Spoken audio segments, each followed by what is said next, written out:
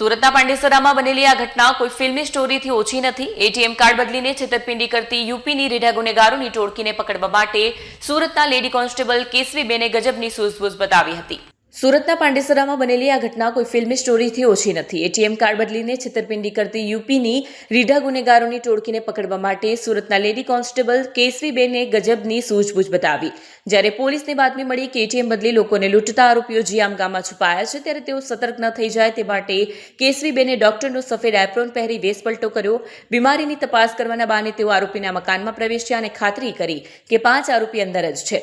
જે બાદ તેઓ ટીમને સિગ્નલ આપતા અન્ય પોલીસ કર્મીઓએ આ ટોળકીને દબોચી લીધી। મહિલા કોન્સ્ટેબલની આ નવતર પદ્ધતિને કારણે જ આ ઓપરેશન સફળ રહ્યું અને ગુનેગારોને ગંધ પણ ન આવી। આ ગેંગની મોડસ ઓપરેન્ડી અત્યંત ઘાતકી અને ચાલાક ભરી હતી। તેઓ ખાસ કરીને પાંડેસરા અને સચિન જીઆઈડીસી જેવા વિસ્તારોના એટીએમ સેન્ટરો પર વોચ રાખતા હતા। જે ભોળા અને અભણ શ્રમજીવીઓને પૈસા ઉપાડતા ન ફાવતું હોય તેમને મદદ કરવાના બહાને તેઓ વિશ્વાસમાં લેતા। દરમિયાન તેઓ નજર ચૂકવીને પિન નંબર જોઈ લેતા અને અસલી કાર્ડ બદલીને પોતાની પાસેનું નકલી કાર્ડ પધરાવી દેતા હતા। મિનિટોમાં જ ગરીબ મજૂરોની આખી જિંદગીની મૂડી તેમના ખાતામાંથી સાફ થઈ જતી। આ સર્ચ ઓપરેશન દરમિયાન પોલીસ પણ ચોંકી ઉઠી હતી, કારણ કે આરોપીઓ પાસેથી 150 જેટલા વિવિધ બેંકોના એટીએમ કાર્ડ મળી આવ્યા। આ ઉપરાંત 57,000ની રોકડ અને 5 મોબાઈલ ફોન પણ જપ્ત કરવામાં આવ્યા છે। આ સફળતાથી પાંડેસરા, સચિન અને ભેસ્તાન પોલીસ સ્ટેશનમાં નોંધાયેલા 5 જેટલા ગંભીર ગુનાનો ભેદ એક સાથે ઉકેલાઈ ગયો છે।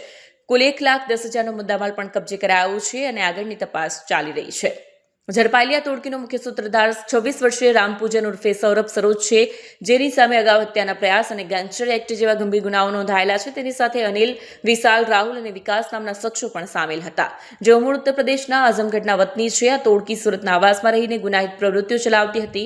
રામપૂજનના નેતૃત્વમાં આ ગેંગ ખૂબ જ વ્યવસ્થિત રીતે છેતરપિંડીનું જાળ બિછાવતી હતી। સુરત પોલીસની સમય સૂચકતાએ આંતરરાજ્ય ગેંગના મૂળ ઉવિયા ઉખેડી નાખ્યા છે।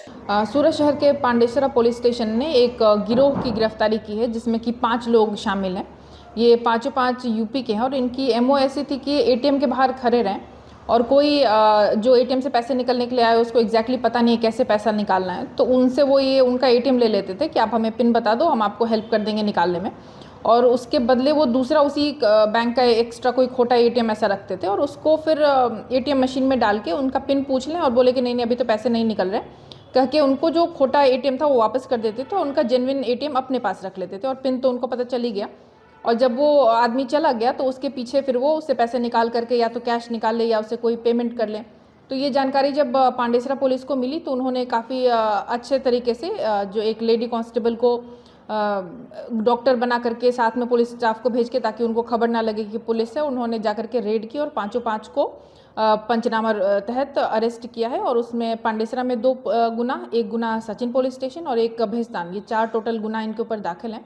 और उनके साथ ही साथ उनके पास से लगभग 150 एटीएम अभी बरामद हुए हैं, जो उन्होंने बाकी लोगों से इस तरह से लिए हैं, जिसमें कि आगे कोई और अगर हमें फरियादी मिलता है या कोई कार्रवाई पॉसिबल हो पाती है तो हम करेंगे।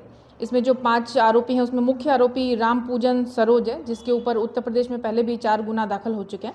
और साथ ही 4 जो आरोपी हैं अनिल राजभर, विशाल राजभर, राहुल राजभर और विकास राजभर, इन सब की उम्र ये 25-26 साल की और सब उत्तर प्रदेश के रहने वाले हैं और लगभग 6 से 8 महीने से ये अभी सूरत शहर में थे।